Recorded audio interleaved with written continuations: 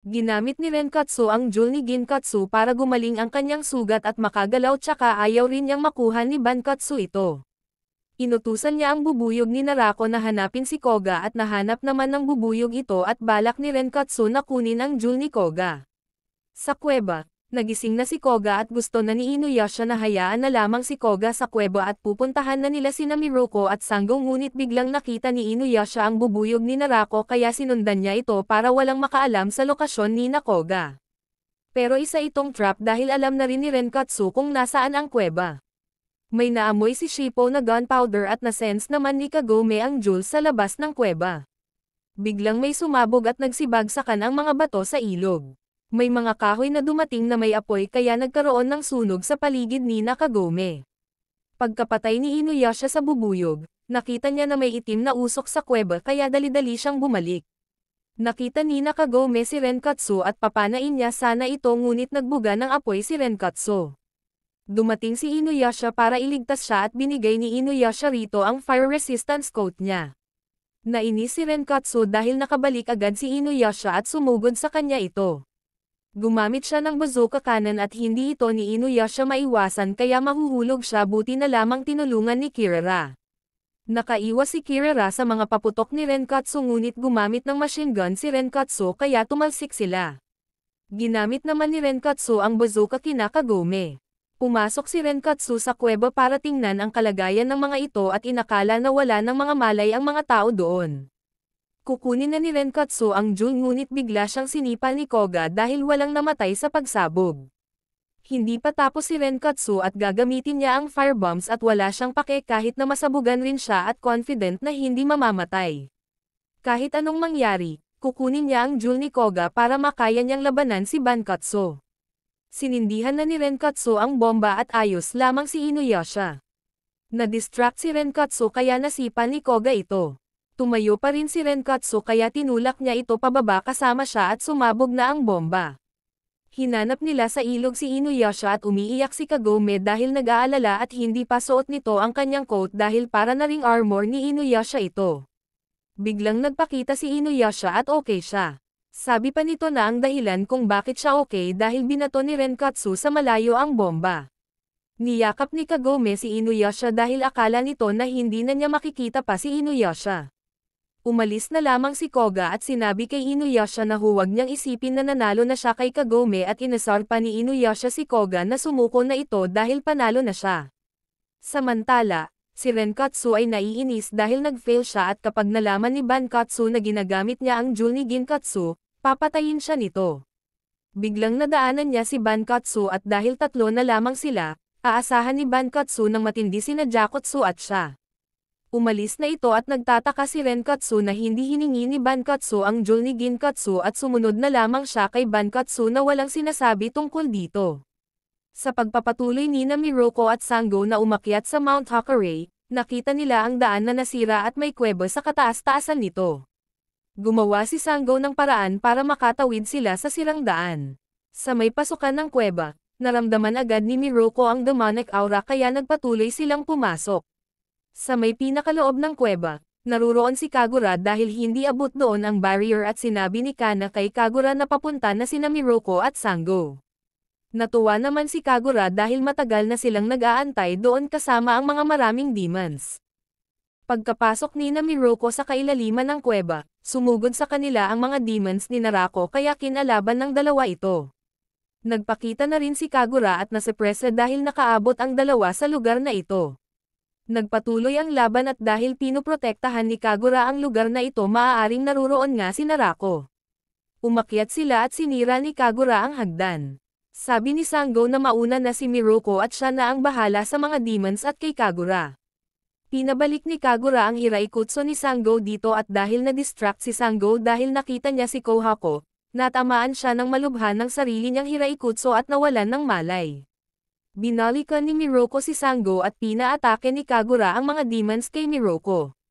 Matapang na ginamit ni Miruko ang wind tunnel kahit na may mga bubuyog ni Narako na makakapagpalasan sa kanya. Dahil late sina Miruko at Sango na makabalik, nag-alala sina Inuyasha at pipilitin ni Inuyasha na makapasok para tingnan sina Sango at Miruko. Pinaubaya ni Inuyasha kay Koga si Kagome dahil alam nito na hindi sila umalis at nagtatago lamang sa kanila. Sang-ayon naman si Koga at okay na okay pa sa kanya ito. Binuhat ni Miroko si Sango at ginamit ang Hiraikutsu para makaakyat sa sirang hagdan. Hindi makalapit ang mga demons sa kanila dahil pinagbantaan ni Miroko na hihigupan niya ang mga ito. Tumakbo si Miroko paakyat at hindi na siya hahabulin pa ni Kagura dahil wala naman si Narako sa pupuntahan ni Miroko. Habang tumatakbo, natumba si Miroko dahil nanghihina na ito at malubha ang lason. Palapit na ang mga demons sa kanila at nawalan ng malay si Miroko. Samantala, nagkita sina Bankatsu at Jakotsu at agad na binigay ni Jakotsu ang jewel na Nakai Suikatsu dito. Napaiyak naman si Bankatsu dahil mapagkakatiwalaan sa lahat si Jakotsu. Nanghihina na si Inuyasha dahil sa barrier at biglang lumitaw sa likod niya si Renkatsu. Ginamit ni Renkatsu ang kanyang bazooka cannon para mapunta pa si Inuyasha lalo sa barrier at ma-purify. Nasaktan si Inuyasha at dahil nilinis siya ng sacred barrier, naging tunay siyang tao kahit na hindi pa unang araw ng buwan. Akala ni Renkatsu na matutunaw si Inuyasha ngunit nawala lamang ang demon powers nito kaya umatake siya. Tumakbo na lamang si Inuyasha dahil wala siyang oras na makipaglaban. Nagising na si Sango at nakitang walang malay si Miroko at nasa harapan nila ang mga demons. Ginising ni Sango si Miroko at dahil sa luha ni Sango, nagising si Miroko.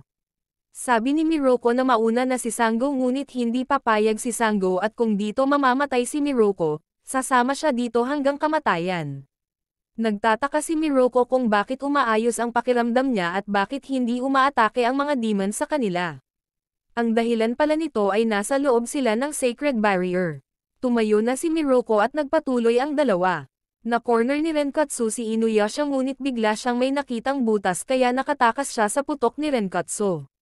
Biglang dumating si Jakotsu at sinabi ni Jakotsu na binigay nito ang jewel ni Suikatsu kay Bankatsu. Kinabahan naman si Renkatsu dahil lumalakas lalo si Bankatsu dahil sa jewel at may pinaplano na gawin para makuha niya ang jewel ni Jakotsu. Sa loob ng kuweba, nahabol ni Jakotsu si Inuyasha at mas lalong nakyo-cutean sa human form ni Inuyasha at matagal na nitong hinihintay ang laban nila ni Inuyasha. Sa pagpapatuloy ng dalawa, napunta ang mga ito sa isang mountain temple at nakita nila ang mommy ni Saint Hakushin. Tanong ni Miroko dito na bakit niya tinutulungan ang isang masamang demon na si Narako dahil kilala si Hakushin na may mataas na moral. Sagot ni Hakushin na alam niyang masama si Narako at wala siyang pake dito dahil gagawin niya ang gusto niya. Tumatakbo at umiiwas lamang si Inuyasha sa mga atake ni Jakotsu.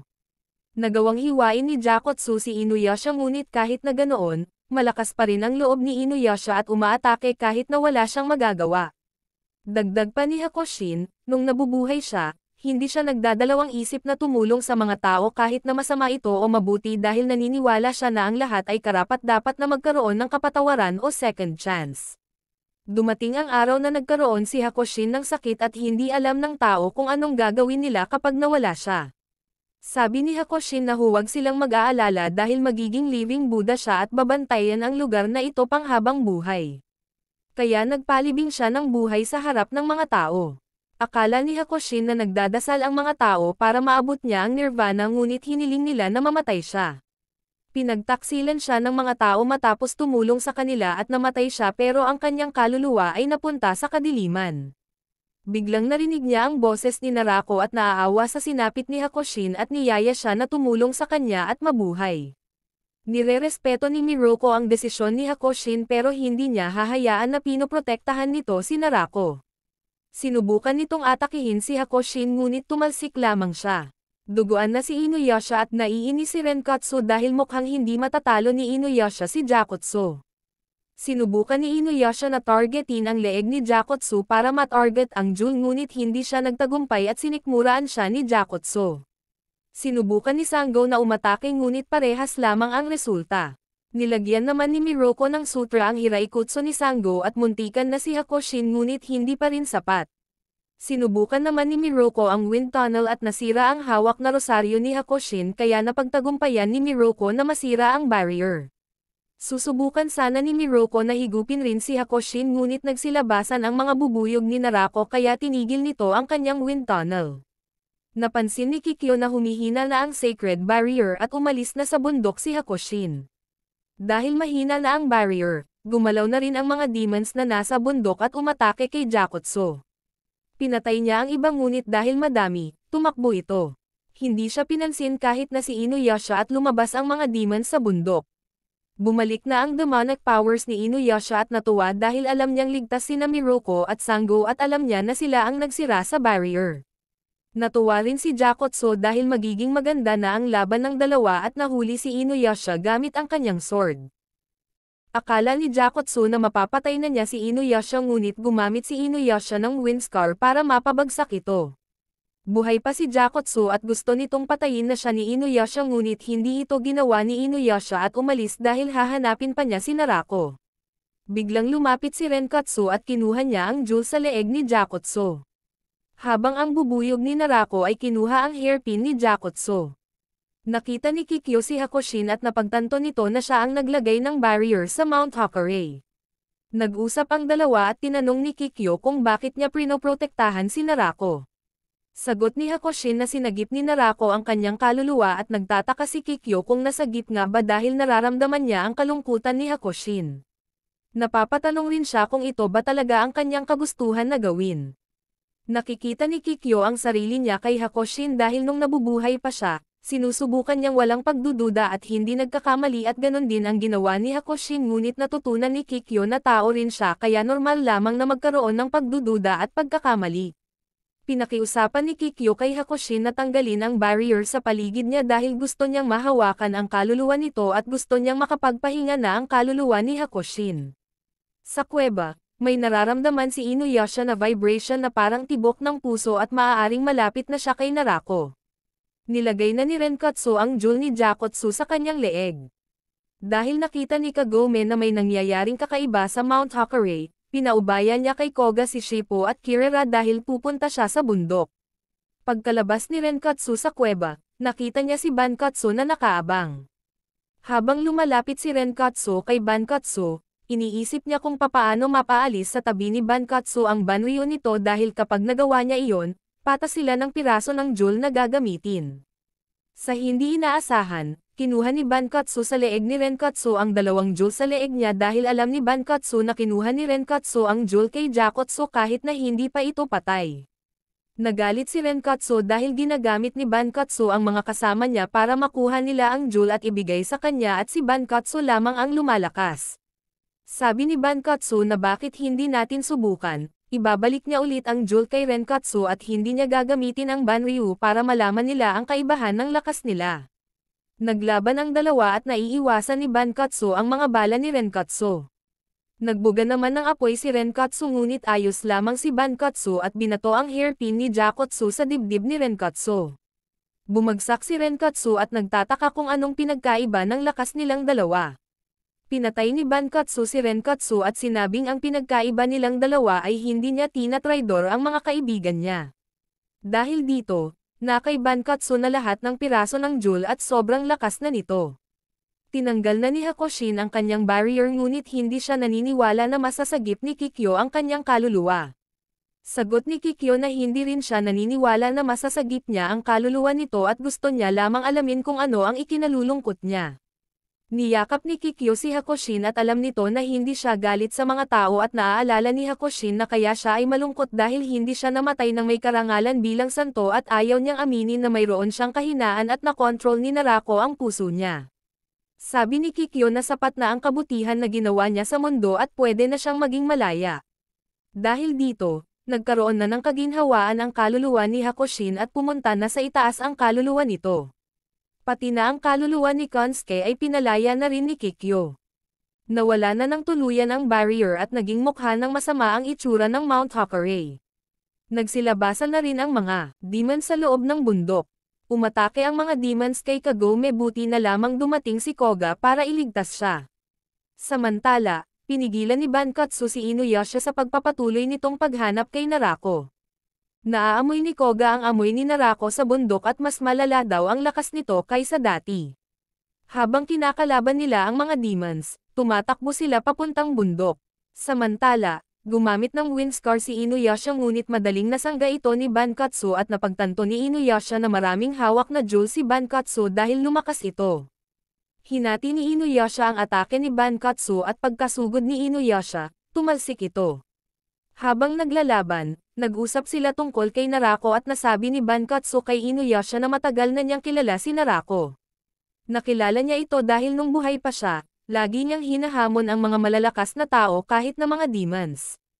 Dahil dito, napunta siya sa isang gubat at hinahanap ang namumuno rito. Pagkapunta, nakita niya na bumagsak ang namumuno dahil pinatay ni Narako at gusto ni Bankatsu na makalaban siya. Hindi naman nakipaglaban si Narako at umalis. Nang dumating si Jakotsu, sabi ni Bankatsu na sumali sila sa digmaan at magiging sila ang pinakamalakas na mercenaries at magre-recruit sila ng mga miyembro. Pagkatapos nun, nagkita muli sila at sinabi ni Narako ang mga ginawa niya pa. Sabi ni Inuyasha na bakit siya nagpapagamit ngunit sagot ni Bankatsu na ayos lamang dahil binuhay siya nito at gusto niyang gawin ang gusto niya katulad ng pagpatay kay Inuyasha. Nagsasabayan ang dalawa ngunit wala ni isa ang sumusuko. Sa pagpapatuloy ni Miroko at Sango, napunta sila sa isang bangin at nakita ang mukha ni Narako sa ilalim. Dumating bigla si Kagura at Kana ngunit biglang nawala si Narako sa ilalim. Napagtanto ni Miroko na malubha ang naging sugat ni Narako dahil sa Red Tetsaiga ni Inuyasha kaya nagtago siya roon para maibalik ang lakas niya. Hindi alam ni Kagura ang tungkol dito dahil walang sinasabi si Narako sa kanya at hindi siya pinagkakatiwalaan nito. Maaaring alam ito ni Kana pero sigurado si Kagura na hindi ni Kana ito sasabihin. Umatake si Kagura at nagawang pahulugin ang dalawa sa ilalim. Walang nakikita si Inuyasha na paraan para matalo si Bankatsu dahil hindi demon si Bankatsu pati na walang demonic aura kaya hindi siya makagamit ng backlash wave. May nararamdaman si Kagome na jewel at ito ay dalawa. Ang pinakamalakas raw ay nasa sentro ng bundok sa kailaliman kaya dali-dali nilang pupuntahan ito dahil sigurado sila na si Narako ito. Napupushback si Inuyasha kaya binato niya ang Tetsaiga para makalapit at nagawa niyang kuhanin ang dalawang jewel kay Bankatsu. Sunod na target ni Inuyasha ang leeg nito ngunit naiiwasan ni Bankatsu at nasuntok si Inuyasha. Nagtagumpay sina Miroko at Sango na hindi mahulog sa bangin ngunit nakita ni Miroko ang mga labi ng mga demons sa ilalim. Binugbog pa ni Bankatsu si Inuyasha at napagtanto ni Inuyasha na mayroon pang jewel sa kaliwang kamay nito. Wala nang pake sa mga tao ang mga demons at ang layunin na lamang nila ay makatakas. Nakarating na sa gitna si Koga at pumasok na sa bundok. Samantala, bumaba sina Miroko at Sango. Sa mga labi ng mga demons, nakita nila ang mga clay na hugis tao na gumagalaw. Natatalo sa bugbugan si Inuyasha at sinikmuraan siya ni Bankatsu. Tatapusin na ni Bankatsu ang laban ngunit mas nauna si Inuyasha na saksakin ang leeg nito at nakuha ang 3 piraso ng jewel kaya 2 na lamang ang natitira at nasa kaliwang kamay ito ni Bankatsu. May mga nag-aabang sa kanila na mga demons at sino man sa kanilang dalawa ang mag-survive, siya ang kakainin ng mga ito. Kinuha ng 2 ang kanilang mga tumalsik na swords ngunit ang target ni Bankatsu ay ang mga demons na nag-aabang sa kanila. Pinagpapatay ni Bankatsu ang mga demons at ganon na rin ang ginawa ni Inuyasha. Sa pagpatay sa demons, lumakas ang Banryu at inatake si Inuyasha. Sinangga ni Inuyasha ito habang ang mga demons sa likod niya ay naubos. Sumugod na si Bankatsu at nararamdaman ni Inuyasha na parang katulad ng Banryu ang Tokijin ni Sesshomaru. Umiiwas-iwas lamang si Inuyasha hanggang sa tumalsik siya. Nasabi ni Bankatsu kay Inuyasha na ang Banryu niya ay isang demon sword at dahil nakapatay siya ng 1,000 demons, nag-transform ito. Walang magawa si Inuyasha sa lakas ng sword ni Bankatsu at nagbuo si Bankatsu ng demonic aura sa Banryu. Dahil dito, akala ni Bankatsu na mananalo na siya ngunit dahil nagkaroon ng demonic aura, nagkaroon ng pagkakataon si Inuyasha na makagamit ng backlash wave at matalo si Bankatsu. Pagkatapos nito, biglang gumalaw ang bundok at lumulubog si Inuyasha. Samantala, pinapaalis na ni Sesshomaru si Rin sa bundok dahil delikado at lumalakas ang demonic aura ngunit pupunta pa rin si Sesshomaru. Napapansin ni Inuyasha na para siyang nasa loob ng isang katawan at hinuli siya ng mga laman paangat. Si Koga naman, hinihila pababa ng mga laman at hindi napagtagumpayan ni Kagome na matulungan si Koga. Nagpatuloy si Nakagome para makita kung saan napunta si Koga at sa pagpapatuloy, nakita nila ang mga demons na parang clay at nasa loob nito sina Miruko at Sango. Tinanong ni Kagome kung nasaan si Inuyasha at sagot ng dalawa na hindi pa nila nakikita si Inuyasha. Biglang yumanig na naman ang bundok at napagtagumpayan nila na hindi mahulog. May umangat na laman at naruroon si Inuyasha na walang malay. Nagising na si Inuyasha at nagalit kung bakit pumunta si Kagome sa bundok. Sagot ni Kagome na nag-aalala siya at nakain si Koga ng mga laman kaya sabi ni Kagome na kailangan ni Inuyasha na makaalis doon para mailigtas si Koga. Bigla nilang narinig ang boses ni Narako at nagpakita na ito. Sabi ni Narako na huli na ang lahat dahil hindi na makakaalis si Inuyasha sa kanyang bituka. Umatake naman si Nakagome at Sango rito ngunit nagsitaw-sikan ang mga asido ni Narako. Hinampas ng bituka ni Narako si Sango at hinuli naman nito si Nakagome. Kinuha ni Narako si Bankatsu at kinuha ang 2 piraso ng jewel sa kaliwang kamay nito pati na ang jewel na nasa banryo nito. Kinuha rin ni Narako ang mga jewel na nakuha ni Inuyasha kay Bankatsu at 9 na piraso na ang jewel na kay Narako. Nagsama-sama ang 9 na piraso at nagkaroon ng bagong katawan si Narako. Sabi ni Miruko na mas lalong lumakas ang demonic aura ni Narako ngunit hindi natatakot si Inuyasha at nakawala siya sa mga bituka nito. Sumugod si Inuyasha ngunit tumalsik lamang siya. Dahil dito, kinuha ni Inuyasha ang Tetsaiga para gamitin ang Windscar ngunit walang saysay pa rin ito kay Narako at ginawang pinaikot-ikot ang Windscar ni Inuyasha sa loob kaya umiwas sina Inuyasha sa mismo niyang atake. Sa labas, nakita ni Kikyo si Kagura na may dala kaya pina na niya ito ngunit nakaiwas naman si Kagura. Aatake sana si Kagura ngunit sabi ng dala niyang baby na huwag dahil hindi siya ang dodurog kay Kikyo. Umalis na lamang si Kagura at naramdaman ni Narako si Kikyo. Pupuntahan ni Narako si Kikyo ngunit sabi ni Kagome na sundan ito ni Inuyasha dahil may naisip siyang paraan para mapatigil ang Windscar at nakikita niya na may 2 jewel sa paa ni Narako at sigurado siya na kay Koga ang jewel na ito. Sinundan nila si Narako habang umiiwas sa Windscar at pina na ni Kagome ang ilalim ng barrier ni Narako at napagtagumpayan nila na ilabas sa barrier ang katawan ni Koga at napawala rin ni Kagome dahil sa arrow niya ang Windscar. Ginuguho na ni Narako ang bundok at iiwan na sina Inuyasha sa loob dahil pupunta na siya kay Kikyo. Dahil sa pagguho, sabi ni Shippo kay Kagome na sukoan na sa pagligtas si Koga dahil mamamatay sila kapag hindi sila umalis agad doon. Ayaw naman ni Kagome kaya sabi ni Inuyasha kay Shippo na siya na ang bahala sa pagpapalabas kay Kagome sa bundok at si Inuyasha na ang bahala sa pagligtas kay Koga. Samantala, lumapit na si Narako kay Kikyo. Pagkakita ni Inuyasha kay Koga, tinulungan niya agad ito at nagkaroon na ng malay si Koga habang inaakyat siya ni Inuyasha. Wala nang butas para makalabas si Nakagome sa bundok kaya gagawa na lamang ng exit si Miruko at ginamit ang wind tunnel. Nagtagumpay si Nakagome na lumabas at sa loob habang hinahanap ni Inuyasha ang exit, bigla niyang nakita ang liwanag at nakikita niya ang imahe ni Kikyo. Gustong malaman ni Kikyo ang tunay na pakay ni Narako dahil nakita niya ang daladala ni Kagura at ang bago niyang katawan ay isa lamang show. Nagtagumpay sina Inuyasha at Koga na makalabas at nakita na naman ni Inuyasha ang imahe ni Kikyo. Sagot ni Narako kay Kikyo na katulad ng pagkakilala ni Kikyo kay Konosuke Resetsu ay hindi nagkataon lamang at ito ay base sa kanyang plano at mapunta si Kikyo sa Mount Hakurei. Sagot pa ni Narako na ang tunay niyang layunin ay mapatay si Kikyo. Sinaktan ni Narako si Kikyo at sabi ni Narako na kahit nasasaktan na niya si Kikyo, hindi lumalambot ang puso niya. Napagtanto ni Kikyo na inalis na ni Narako ang puso ni Onigumo sa kanya at ang daladala ni Kagura ang puso ni Onigumo. Naramdaman ni Inuyasha na kakaiba kaya hinanap niya si Kikyo. Sinaksak ni Narako si Kikyo at hinulog sa bangin na may puno ng lason.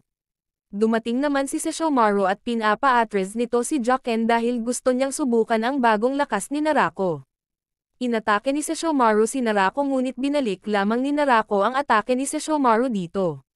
Wala itong saysay kay Sesshomaru at hiniwa si Narako ngunit hindi namamatay si Narako dahil nagre-regenerate ang katawan niya at umalis. Nakarating na si Inuyasha at sinabi ni Sesshomaru na mas gusto pang patayin ni Narako si Kikyo kaysa kay Inuyasha. Nakita ni Inuyasha ang sirang pana ni Kikyo at hindi makapaniwala na napatay ni Narako si Kikyo at natalo, Naiinis si Inuyasha sa sarili niya na hinayaan na naman niya na si Kikyo lamang ang namatay. Aalis na sana si Sesshomaru at sinabi ni Inuyasha na bakit ni Sesshomaru na hinayaan lamang na mamatay si Kikyo. Ngunit sabi ni Sesshomaru na wala siyang pake kung anuman ang koneksyon niya kay Kikyo at si Narako ang pumatay rito. Sisihin dapat ni Inuyasha ang sarili niya dahil hindi niya nailigtas ito at payo niya na imbis na magalit si Inuyasha sa kanya, habulin niya na lamang si Narako. Dumating si Nakagome at nung makita ang pana ni Kikyo, tinanong niya kung anong nangyari. Sabi ni Inuyasha na ang tunay na pakay ni Narako ay patayin si Kikyo. Samantala, alam ng baby na dala ni Kagura na patay na si Kikyo. Hinahanap ni Inuyasha ang mga labi ni Kikyo habang ang iba ay pinag-uusapan ang tungkol sa tunay na pakay ni Narako. Pagkatapos nito, aalis na si Koga para hanapin muli si Narako. Samantala, walang makitang labi ni Kikyo si Inuyasha sa mga miasma. Maya-maya, bumalik na si Inuyasha kina Kagome na may kalungkutan at hindi alam ni Kagome kung ano ang dapat niyang sabihin. Humingi ng tawad si Inuyasha at sinabi kay Kagome na okay na siya ngunit para kay Kagome hindi okay ang mukha ni Inuyasha. Umalis na sa Mount Hakare ang grupo ni Inuyasha at samantala, ang mga demons na pinakawalan ni Narako ay inaatake ang ibang mga villages. Naiinis si Inuyasha na kahit napalabas nila si Narako sa pagtatago, naging worse naman ang naging resulta. Pinuntahan nila ang village na sinira ng mga demons at nilibing nila ang mga patay. Biglang may dumating na priest at gusto niyang tumulong. Naglalakbay ang priest na ito at narinig din daw niya ang pagguho ng Mount Hakare ngunit ang demonic aura ay lumalaki sa timog. Sinabi ito ng isang priestess sa kanya at ito raw ay sugatan at si Narako ang nanakit sa kanya. Nagulat si Inuyasha dahil maaaring si Kikyo ito at buhay siya. Sabi ni Kagome kay Inuyasha na puntahan si Kikyo at dali-dali naman si Inuyasha sa paghanap kay Kikyo. Habang natakbo, humihingi siya ng tawad kay Kagome dahil gusto niya lamang malaman kung buhay ba o patay si Kikyo dahil kung hindi niya aalamin, hindi siya makakapag-move forward sa kanyang buhay. Habang hinihintay na bumalik si Inuyasha, may mga kabalyero na sumita kina Kagome at balak silang dakipin dahil sabi ng kanilang clan lord na kunin ang sino man na kahina-hinalang mga manlalakbay at para makita nila kung sino ang may kagagawan ng mga bagay na nangyayaring kakaiba ngayon. Nagpahuli na lamang ang tatlo at hindi na lamang lumaban. Habang sina Shippo at Kirara ay nagtatago at balak na hanapin si Inuyasha. Samantala, sa palasyo, pinapapatay ng clan lord ang mga traveler ng walang pakundangan at nung makita si Kagome, pinapakuha niya ito. Nagtataka si Kagome na bakit siya lamang at pinapapatay na ng lord ang iba dahil si Kagome lamang ang kailangan niya. Sa may loob ng mansion, kasamahan pala ito ni Narako pati na ang priest na nagsabi sa kanila na buhay pa si Kikyo. Sigurado ang baby na wala nang makakaligtas pa kay Kagome dahil obsessed si Inuyasha sa paghahanap kay Kikyo sa wala. Ang baby na ito ay isa sa incarnation ni Narako at siya ang kumokontrol sa clan lord ng palasyo. Balak ng baby na kuhanin ang mga mata ni Kagome dahil patay na si Kikyo at siya na lamang ang nakakakita sa sacred jewel. Nakatakas si Sango sa pagkakatali niya at tinulungan si Miroko na makatakas. Kinuha ni Sango ang mga sandata nila at nilabanan ang mga gwardya ng may pag-iingat. Kahit na gusto nilang magmadali, masyadong madami ang mga gwardya. Balik sa loob, pinatanggal ng baby kay Kagura ang tali ni Kagome at hinawakan ni Kagura ito. Nilapit ng mga ito kay Kagome ang baby at hinahanap ng baby sa kaluluwa ni Kagome kung mayroong kadiliman ngunit hindi niya mahanap. Hindi makapaniwala ang baby dahil sa bawat puso ng tao, hindi mawawalan ng kadiliman. Nararamdaman ni Kagome na parang hinuhukay ng baby ang puso niya at dahil nagseselos si Kagome kay Kikyo, ito ang naging kadiliman ng puso ni Kagome kaya nakita na ito ng baby at nakontrol na si Kagome ng baby. Pagkapunta ni Inuyasha sa tinurong direksyon ng priest, wala siyang naaamoy na amoy ni Kikyo doon sa ilog. Sa taas, may mga demons at nakita ni Inuyasha si Shippo habang si Kirara naman ay pumapatay ng mga demons. Sinabi ni Shippo kay Inuyasha na dinakip si Kagome sa isang palasyo at napagtanto ni Inuyasha na isa itong trap kaya dali-dali siyang pupunta sa palasyo. Nakarating agad si Inuyasha at dali-daling binugbog ang mga gwardya. Pagkatapos, pumasok agad sa mansion si Inuyasha at nakita niya ang mga bangkay ngunit si Kagome ay nakaalis na sa palasyo. Pumunta sila kay Kana at may ibinigay si Kana na piraso ng jewel na sobrang itim. Sabi ng baby na kailangan nilang ilagay ito kay Kagome para kumpletong kontrol na nila ito. Habang ilalagay, ang utak ni Kagome ay nakokontrol pa niya ngunit hindi siya makagalaw at napansin ito ng baby. Sinusubukan ng baby na bigyan pa ng rason si Kagome na magselos kay Kikyo para mas lalong makontrol ito. Nung ilalagay na ni Kagura kay Kagome ang jewel, hindi niya ito malagay dahil pinigilan ni Kagome. Nagsalita si Kagome at sinabing mali ang baby. Sabi pa nito na tanggap niya na hindi makalimutan ni Inuyasha si Kikyo at ang pagkamuhian si Inuyasha at magselos kay Kikyo ay normal lamang na nararamdaman ng isang tao. Mayroon mga pagkakataon na mas pinili ni Inuyasha si Kikyo sa kanya at mayroon ding pagkakataon na gusto ni Kagome na mawala na si Kikyo sa mundo kaya sabi niya na nangangahulugan lamang ito na in love siya kay Inuyasha. Biglang nakarating na si Inuyasha at tumamba si Kagome. Pagkadating naman ni Miroko, nagulat si Miroko na ang baby na iyon ay gawa sa nakita nila sa bundok na parang clay na mga demons. Tanong nito sa bata na siya ba ang human heart na nilabas ni Narako sa katawan niya at sinabi naman ng bata na oo. Hindi naman makapaniwala si Inuyasha na ang taong may gusto kay Kikyo ay pinaglalaroan ang mga nararamdaman ng iba. Sabi ng baby na siya ang puso ni Narako ngunit ang puso na may gusto kay Kikyo ay ang nakita ni Miroko at Sango na mga laman o parang clay na mga demons kaya ngayon ang nararamdaman ng baby ay malaya na siya sa pagdudusa at kalungkutan. Umatake si Inuyasha sa mga ito ngunit nasangga ng barrier na ginawa ng baby. Kaya rin ng baby na pabalikin ang wind scar ni Inuyasha kaya tumakbo papalabas ang grupo. Umalis na ang mga kalaban at sinabi ng baby na magkikita pa sila dahil kailangan ng baby ang mga mata ni Kagome para mabuo niya ang sacred jewel na puno ng pagkamuhi. Hindi naman naniniwala si Inuyasha na makokontrol nila si Kagome. Sagot naman ng baby na may paraan hanggat hindi nakakalimutan ni Inuyasha si Kikyo.